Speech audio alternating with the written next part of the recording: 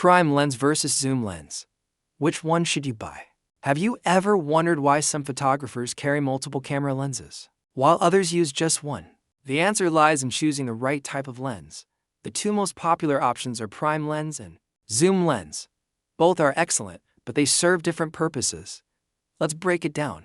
First, let's talk about prime lenses. A prime lens has a fixed focal length. That means you can't zoom in or zoom out. If you want to get closer to your subject, you'll have to move yourself. While this may sound limiting, prime lenses offer some impressive advantages. They usually have wider apertures, like f1.8 or f1.4, allowing more light to enter the camera. This makes them perfect for low-light photography and creates a beautiful blurry background, also known as bokeh.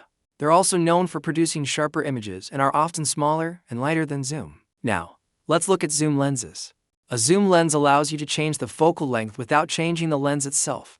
For example, a 24 to 70 mm lens lets you capture wide-angle shots at 24 mm and zoom into 70 mm whenever you need. This flexibility makes zoom lenses a favorite for travel, weddings, sports, wildlife, and event photography.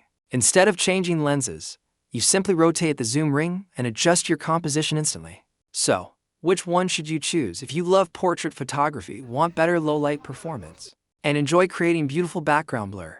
A prime lens is an excellent choice, but if you need one lens that can handle different situations without constantly changing equipment, a zoom lens is the better option. At the end of the day, there is no perfect lens for everyone.